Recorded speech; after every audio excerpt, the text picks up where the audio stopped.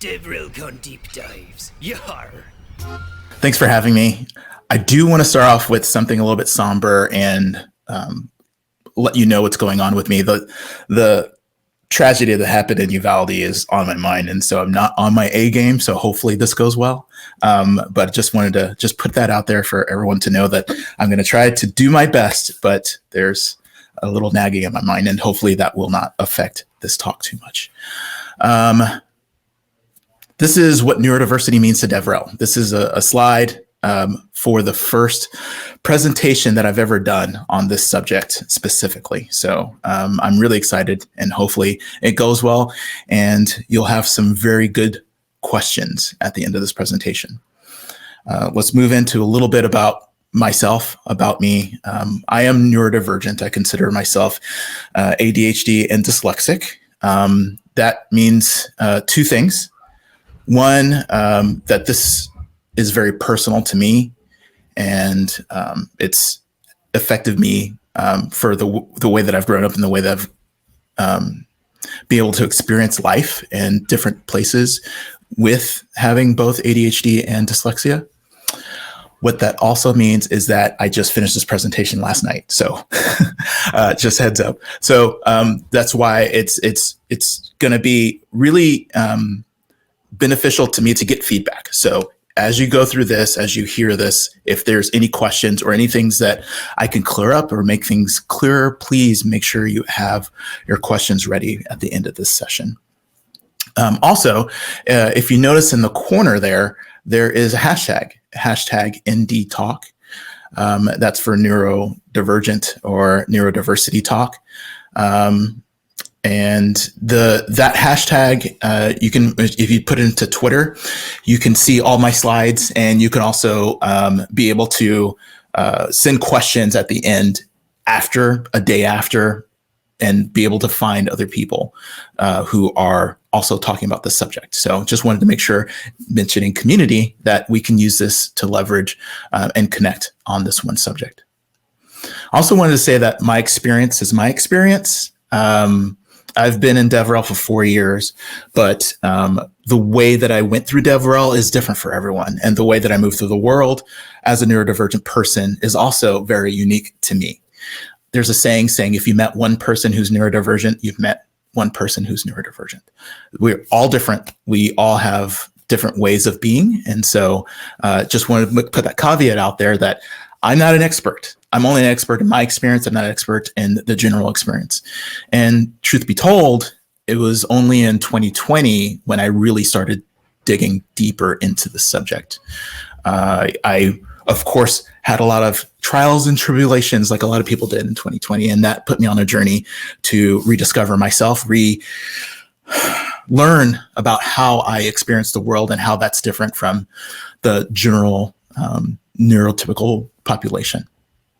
All right, and with that, let's get started. And we're going to start with a pop quiz. I know you weren't expecting it. That's why it's called a pop quiz. And I'm going to ask 3 simple questions. And these are easy, so don't think too hard. Just hold the question and the answer in your mind. Once again, it's only 3 questions, so it's going to be easy. I'm going to read the question twice, and then we're going to move on to the next one. And so we're going to go through these 3 fairly quickly. All right, here we go. First question. A bat and a ball together costs $1.10. The bat costs $1 more than the ball. How much does the ball cost? A bat and a ball together cost $1.10. The bat costs $1 more than the ball. How much does the ball cost? Second question. How many of each animal did Moses take on the ark? How many of each animal did Moses take on the ark? What comes into your mind when you think of neurodiversity? What comes to your mind when you think of neurodiversity? Okay. Ready for the answers? Told you they weren't that hard, right? So let's go to the first question. All right. the ball costs 5 cents. And it's okay if you got this wrong. Some people think that the ball costs 10 cents and the bat costs $1. But actually, the bat costs $1.05 and the ball costs 5 cents, because 5 cents plus $1.05 is $1.10. $1 more for the bat than the ball. So it's okay if you got it wrong. This is kind of what I wanted you to experience is your first instincts may not be right, might not be correct. And to demonstrate that if you're in a room and this question is around and everyone was saying that the ball costs 10 cents and you're the only one who is thinking that the ball costs 5 cents, that you might feel like there's something wrong with you and you're thinking because you're thinking differently than other people. Now that I've gone through this first one, you're probably wondering, did you get the second one right? All right, let's find out. The answer is 0. Did you get 0 or did you get 2? So Noah took 2 of each animals on the ark, not Moses. And this is another thing where your gut reaction or your first instinct may not be the right one. There is a way of thinking that brings you to one of these answers. And hopefully this is a little bit enlightening depending on how you got to that answer. How what you feel is right and what is in your gut as you think you know is right, that this was easy, that you can stumble to just on these simple questions. All right, last one. All right, when you thought of cultural references or when you thought of neurodiversity, I wonder if you were thinking about one of these movies. These are all from general different periods of time, depending on what your experience is and what generation you're from. And so, but these are representations in the media of neurodiversity. And actually, to be specific, these are representations of autism spectrum disorder. So there's not a lot of diversity, even talking about neurodiversity. And the actors in these movies that are portraying people who have ASD, they're all neurotypical. So interesting about that. So in terms of what you've seen or what you know about neurodiversity, it could change depending on your experience. And just to broaden the spectrum here about neurodiversity, there are a lot of terms out there that fall underneath the umbrella of neurodivergent. I'm not going to go through all of them. I'm just going to talk about the key terms that are important here: neurotypical, neurodivergent, and neurodiversity. I've already used them all, but I haven't taken the time to explain them. So let's do that now. Okay, but before I get into that, I just wanted to say that some of the terms that you're seeing here, it's not comprehensive. So there are way more than what is just listed here. And they're not in any sort of order. So if you're looking about where things are placed, they're just randomly placed. So I just wanted to put that out there, that I'm not highlighting any things over another. So let's go over what neurotypical is. So neurotypical is generally what people think of when they think of normal. Typical is what is considered average, or the thing that everyone is considered okay. Neurodivergent is the other side of that coin. If you have neurotypical on one side, neurodivergent is the other. It's the thing that is seen as a person who has a condition, who has, if you look at the words there, syndrome, disorder. Those are the kind of ways that things are described for people who are neurodivergent. Now, if you think about it, disorder, syndrome, neurodivergent is considered something of an anomaly or something that is off or wrong. If you look at the DSM-5, which is the Diagnostic and Statistical Manual for Mental Disorders, you can understand why they're phrased that way, because they're written from a neurotypical perspective. If I'm normal, these are abnormal. And what neurodiversity champions, or what it means, is that both are normal. It's part of the variations of the human condition. We all don't think the same. It's just that the world is set up for neurotypical. It's not set up for the neurodivergent, at least not by default. And so the exceptions are the things that make us neurodivergent, which is off. But neurodiversity, once again, means that it's all part of, if you go back in human history, if you go back, neurodivergent people have always been here. We're part of the tapestry of the human mind and condition. We are just maybe a little bit different than neurotypicals, but we are not super special in one way or worse in another way. We just experience the world differently and we see it differently, and that's okay. And that is normal. But these are some other words, maybe not clinical like the DSM-5, but these are some words that we experience from lay people who see us and other us, and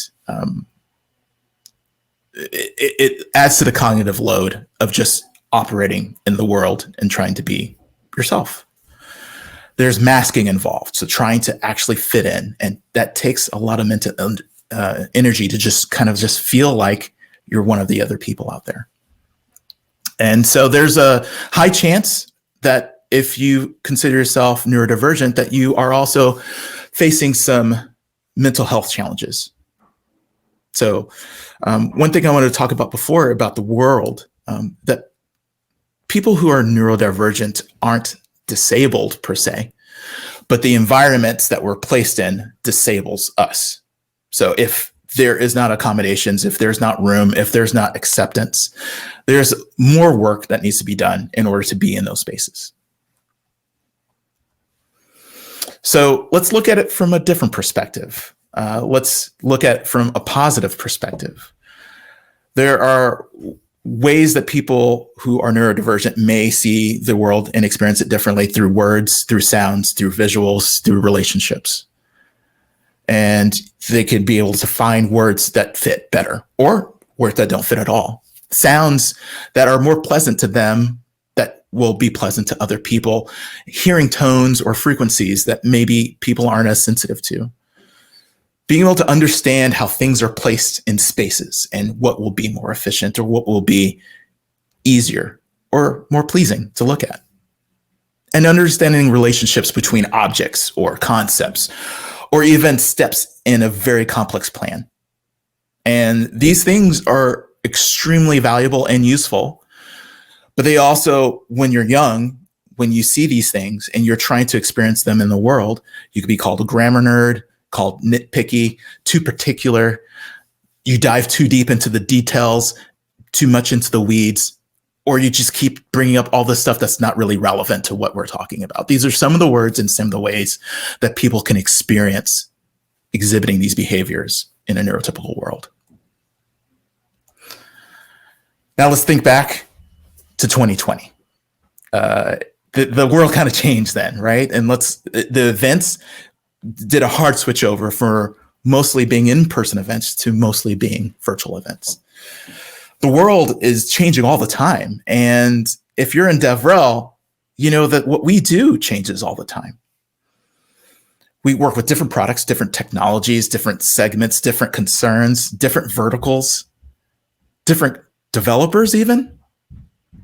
We're constantly finding new problems and new solutions. Now, with that in mind, wouldn't you rather have a diverse set of people around the table? People, when things are changing rapidly, they can say, hey, the answer is 0, not 2. And I understand that everyone in the room is saying 2. But listen to me, hear me, and actually find merit in that minority voice in the room. So I hope this illustrates why it's important to incorporate people who are neurodivergent in a world that's filled with people who are neurotypical. The question is how. How do we incorporate people who think differently in a team that may be predominantly people who are neurotypical? So let's talk about the hiring process. Look at your job descriptions. Do they weed out people who could be neurodivergent? Do they allow people to specialize in a certain thing? Maybe you're good at documentation. Maybe you're good at speaking, public speaking, or live streams on Twitch. Maybe you're good at one thing, but is your job description written so that the person who does it has to do all the things, has to be super well-rounded in order to fit in? Look at your descriptions, do an audit, figure out if you could be losing out on adding diversity to your team because of some of those restrictions. And then have flexible hours during the interview process, or different ways that people can show up. Maybe allow them to have their camera off if they need to. Try maybe something after hours. Maybe they're not a morning person. Maybe business hours don't necessarily work for them. Figure out the ways that you're restricting in the process of hiring someone that could make it hard for them to adapt to just even getting through the interview process. And then once they're hired, give them accommodations. Figure out what they need, figure out what will help them do their job, and supply those. Help them be okay with being themselves. Remove some of that cognitive load to fitting in so that they can do their best work. Be clear on your expectations. Don't say, oh, if you could kind of do, or we're trying to, the mealy language may not be good enough. Sometimes people need really clear guidance about what they need to do, when it needs to be done, and how it needs to be done if that is particular. Or also, if you're set on making sure the outcome is correct or the thing that you want, maybe not focus on the steps on how you get there, maybe just the results. So encourage experimentation, encourage people to try new things, have them fail or have them succeed, but see it as that as also success in even trying something new. And then you want to be able to keep the people on your team. So lean towards the objective rather than the subjective. Don't say that they're not keeping eye contact or you don't like the way that they're interacting in a way that you just can't put your finger on. But if they're doing the job, if they're doing the work, if they're getting the results, that should be rewarded.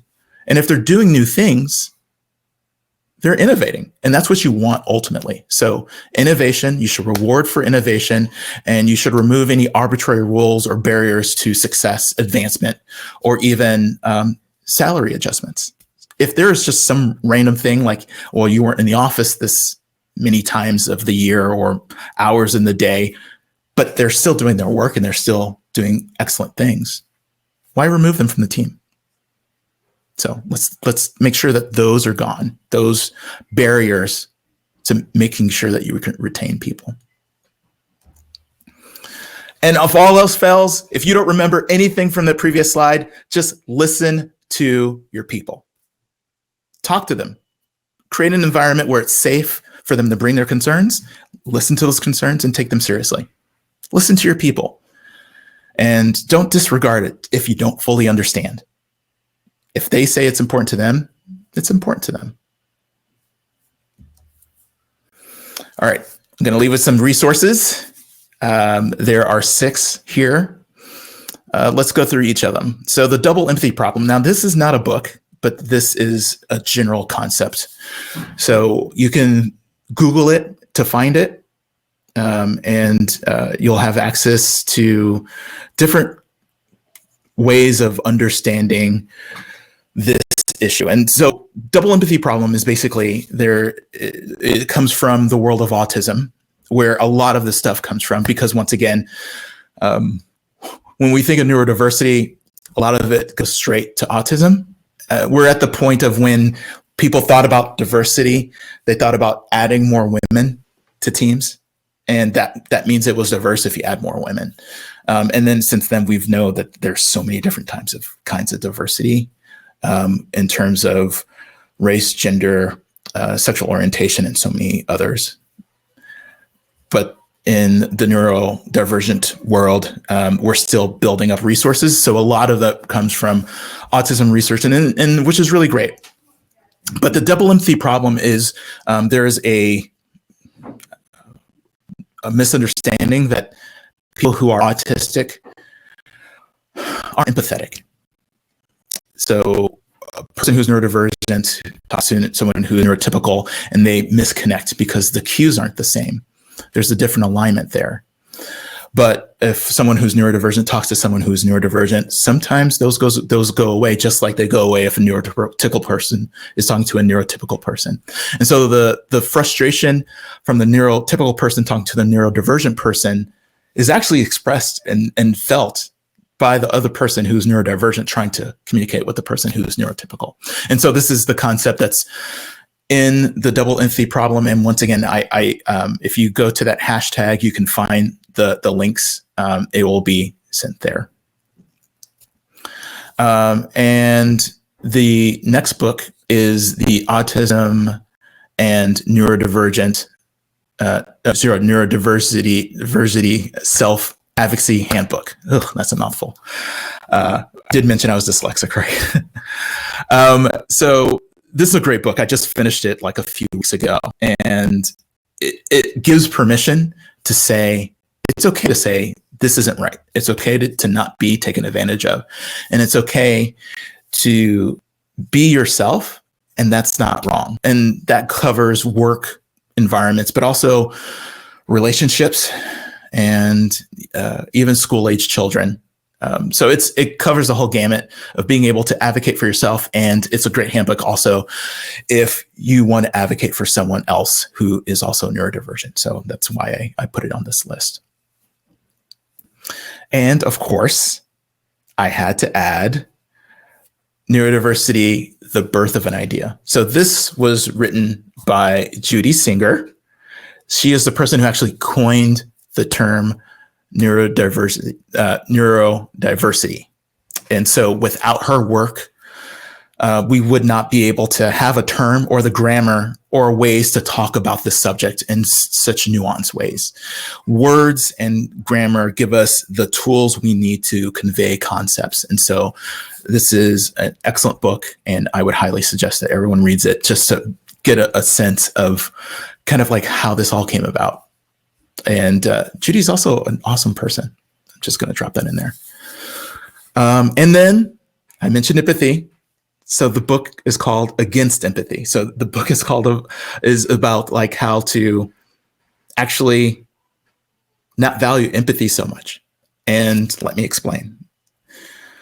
We use it a lot. I know we use it for a lot of things as people, but empathy basically is being able to relate to someone by putting yourself in their shoes. And we're talking about, when we're talking about neurodivergent people, there's a possibility that you may not be able to directly relate to their experiences, but you still can approach them with compassion. And this book really highlights how compassion should be more valued than empathy. The golden rule is treat people like you want to be treated. But I'm sure that you've also heard the platinum rule, which is treat people like they want to be treated. And this book will help you get there and be able to find a way to find that compassion for people who are going through or experiencing things differently than you are. Then there's Just Work.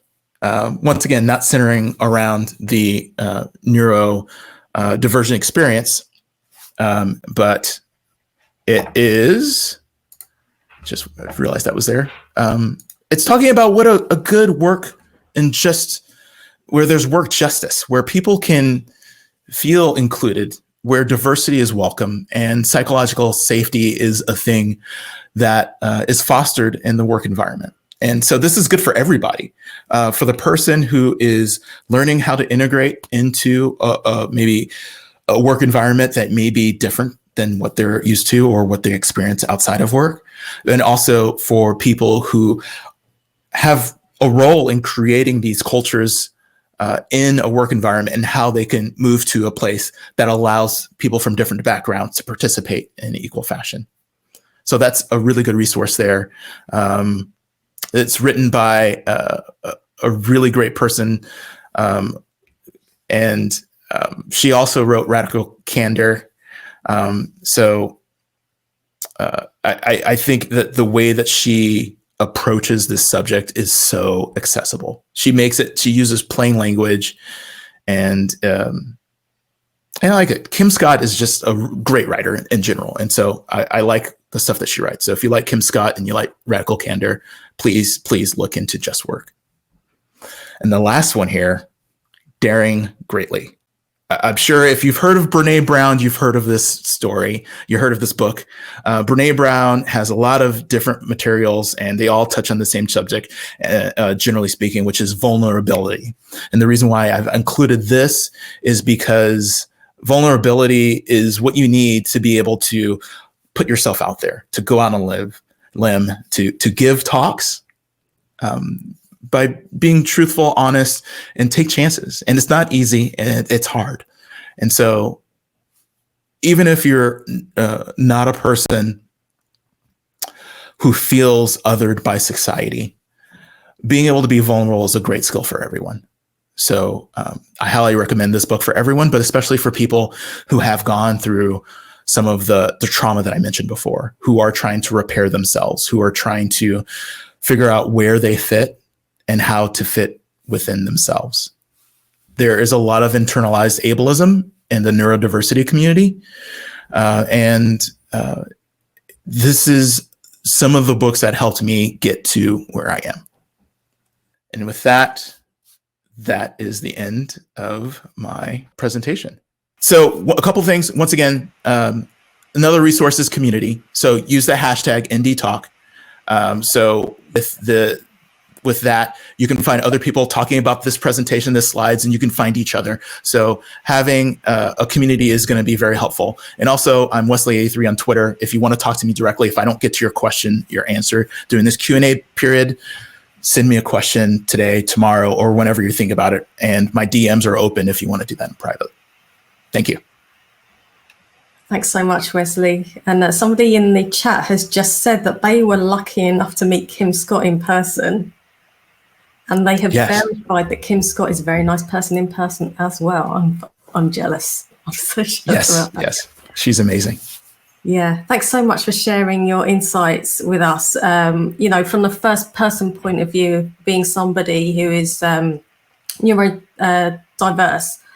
And like you said at the beginning, you can only speak for your own experiences. You don't claim to speak for everybody else. And I hope, and I know it's very difficult for people to speak up, but I hope that it's encouraged others to share as well if they feel able to. So we do have a question in the chat from Brian. So Brian would like to know, if somebody has built a facade from masking for some years at a current position, and then somebody finds out that that person finds out that they're neurodivergent, what actions can or should they take? Does it depend on the level of inclusivity and support they feel in their environment that they're working in? And I feel like this is probably something that a lot of people face, because a lot of folks, like you said at the beginning, they don't see things in the same way as they feel like the whole world is seeing this thing. And they don't necessarily understand why that is until sometime later in their life, and they might be into their career at that point. So I feel like that might apply to a lot of people. So what kind of advice would you give somebody who might be in that situation? Okay, so if I understand it correctly, someone's been masking and then they basically been outed. How do you approach that subject? Or they find out themselves that, that they have an official diagnosis, or they're learning this as well. I think so, yeah. That's a hard one. So it matters the environment that someone's in. I don't know if I felt safe enough to go to my employer earlier on in my career. Luckily, I feel like I have gotten to the point where I've built up a reputation of being able to deliver consistently. So that feels like I have a reputation that's beyond any kind of labels that I might put on myself or other people might. And so that's given me flexibility. But I also understand that there is a matter of intersectionality between me being a person of color and me also having some of these neurodiversity issues that might be seen by employer, and so it might increase worry in that employer about my performance or my future potential. And so that is an extremely personal question. One thing that has helped me is those resources that I did mention. Sometimes understanding yourself can help highlight how you are different. I think we all kind of like take a person-centric approach to everyone else just by default. Like if I'm able to see shapes and manipulate them 3D in my mind, everyone should be able to do that. And not everyone can. And so you might not know all the ways in which, well, everyone's like this, or everyone understands this differently. So you might only be on the part of that sheet where it has all those negative connotations or words that people have put on you. And you might need to figure out what is true for you from your experience and what is different for them, so that when you do talk to an employer, you can say, hey, I know you might have some of these worries, but I can tell you why this could be a good thing for my job, or this is a good thing about me, or this is a way to mitigate some of the issues that you've seen before. This explains so much. This is how I can really excel. This is how you can push me in a direction where I know that I will be successful. There's a lot of ways to approach that, but also that's know yourself more. And then when people ask you how you're different, that you're able to kind of like answer that question and give them tips to, if they're interested and they're wanting to make sure that they can do these accommodations, that you can hopefully give them some good advice. Yeah. Unfortunately, it is on you as the individual to know yourself and to do that labor of educating the other person, which a lot of, folks that are marginalized do find in all aspects of their life. And what you just said just now about, speaking to your boss about, how can you make accommodations for me? And also what you said, you can see things in 3D and turn them around in your mind. Can't everybody do that? And that your platinum rule of treat somebody as they want to be treated, automatically, and the age-old rule was, the golden rule was, treat somebody as you want to be treated. That centers you. That doesn't center the other person. You should be centering that person and their needs and how they might be a bit different. So we've got somebody, this next question does touch a little bit on the previous one. So this person is asking how you manage intersectional diversity, being ND, but also underrepresented in other ways, gender, orientation, race, etc. I feel like I'm other in so many ways it can be difficult to navigate. And again, that is a really hard question, but it's a hard question, and one that I haven't gotten an answer yet. I'm still figuring it out. I am trying to do things. Every experience, I get a little bit better. I help try to bridge that chasm of setting expectations up front to make sure that things are out there. I over communicate where I can, where it makes sense. I get clarity and gain clarity where I feel that it might be confusion. I make sure that I'm explicit about what needs to be done and how I'll do it, and make sure I get buy-in as early as possible. I make clear about what numbers and why the numbers are important. And then I also try to really understand why those numbers are important from the perspective of those who are setting them. Like sometimes, especially in DevRel, there are things that are really hard to measure. Some of these measurements are vanity metrics, and some of these are vanity metrics that are set by the investors. So they're vanity metrics, but they're still super important to get funding. And so that there are things that are like, especially me working in community, there's like, well, engagement is really, really important to me. And I personally will trump that over size of how many members we have. But that might be switched from a person outside of that to like really want the number to be high, no matter what the engagement rate is, because that's the number that they need to sell. So it's a collision between the practitioner and the practical, I guess, in some ways. And being able to understand that, and sometimes you can feel like I made the right call because you saw the 0 and they said the 2.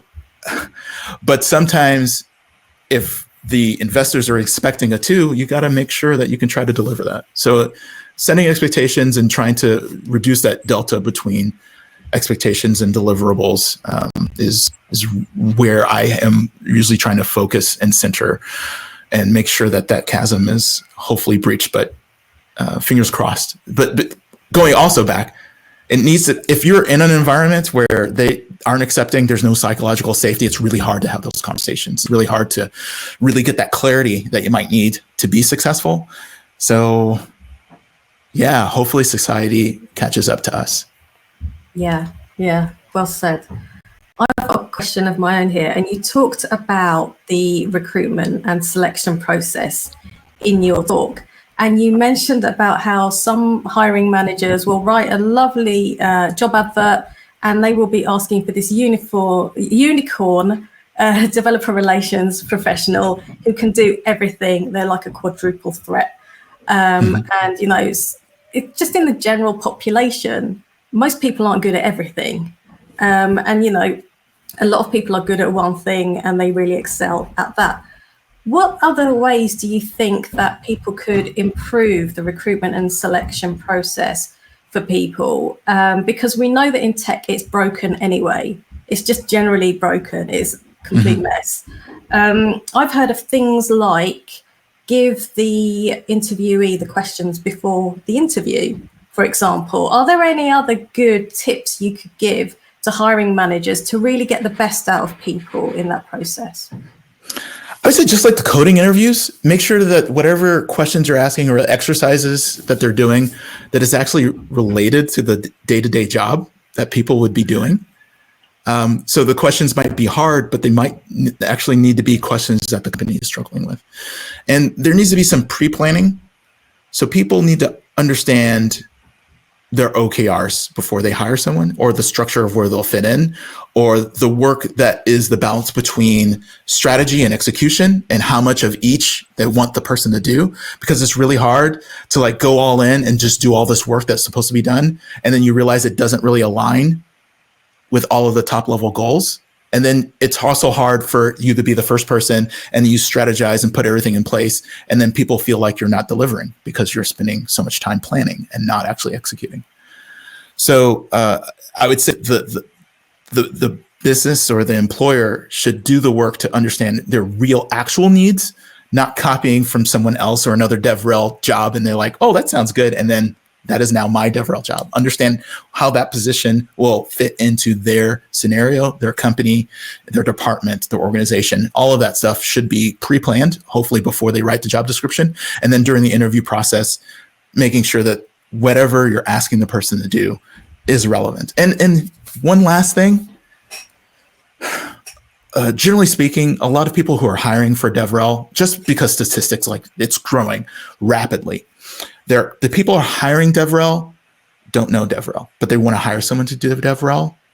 Allow the person that you're bringing in, if you feel that they have expertise, to kind of default to their counsel, to their understanding, to what they feel is best practices, rather than having to feel the need to impose some sort of structure or way that they think that DevRel needs to be done, instead of just realize that that is a theory in their mind when they put that job description, but in practice, make sure that they're able to be flexible enough to do the thing that is right. Yeah, I've lost count of the number of times I've had that conversation. It's like, well, you hired me because you wanted my expertise. Like, if you knew how to do it, then how come you needed to hire somebody? It's quite bizarre to me. Matthew, what questions do you have? So I think that something that really struck a chord with me was how you said that oftentimes compassion can be more valuable than strict empathy. And so it started me thinking about how a lot of what we do in developer relations is based around community, and community comes with expectations that come naturally to some people and not to others. So you gave some great resources there, but have you got some thoughts or resources for people who want to make sure that their developer communities aren't excluding people just because of unacknowledged assumptions? Right. A lot of it is being able to listen. Some people will, if bold enough, will tell you, but the dogma or the thing in your mind, once again, please be malleable to realize that everyone has a certain level of bias.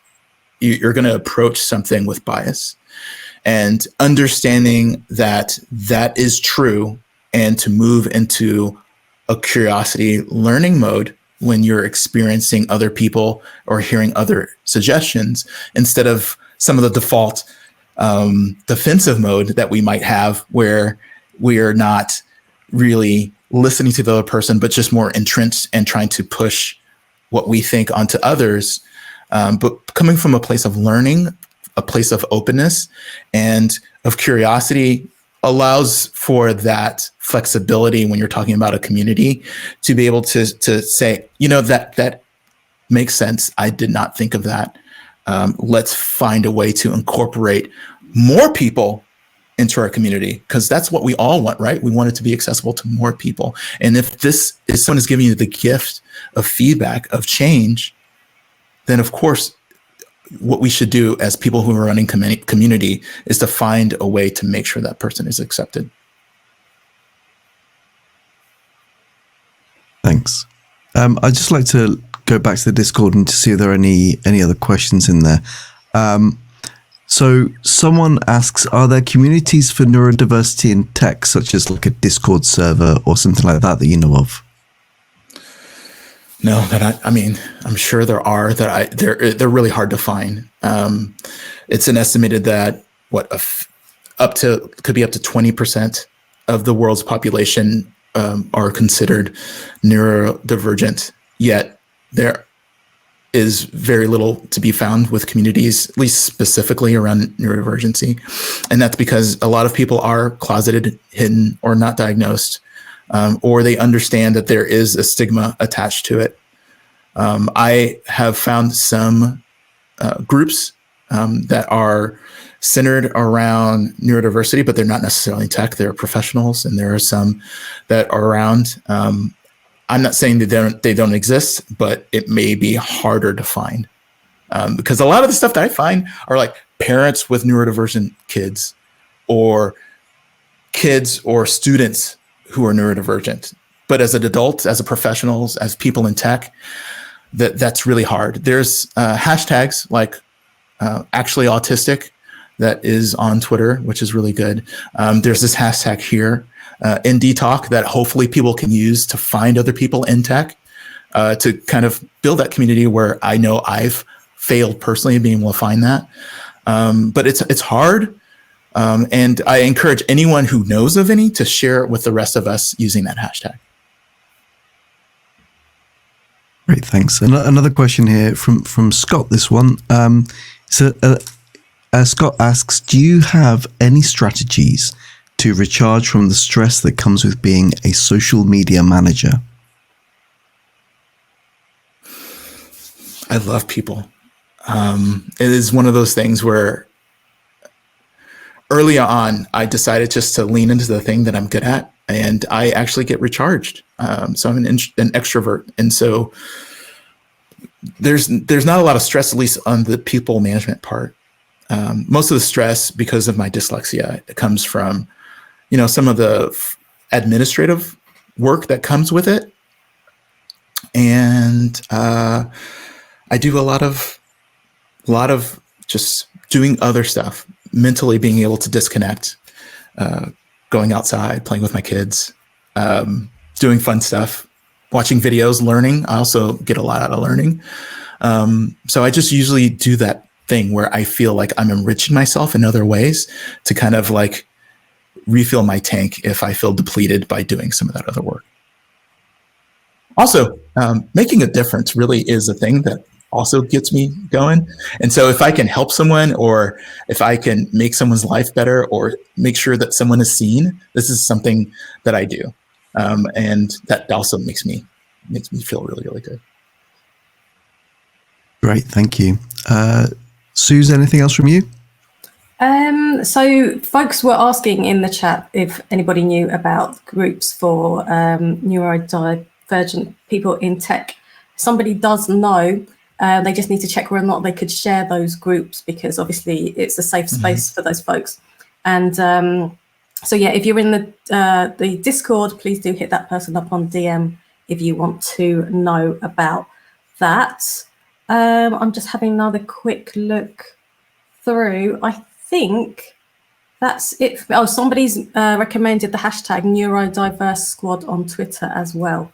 So that might be worth adding in as well. If you're gonna tweet about this. But yeah, thanks so much, Wesley, for giving up your time today. I know this stuff is hugely exhausting, and as well with everything that's going on in the world as well. So thanks for being here with us today. Thank you. Yeah, thank you. Appreciate it. DevRel con deep dives. Yar.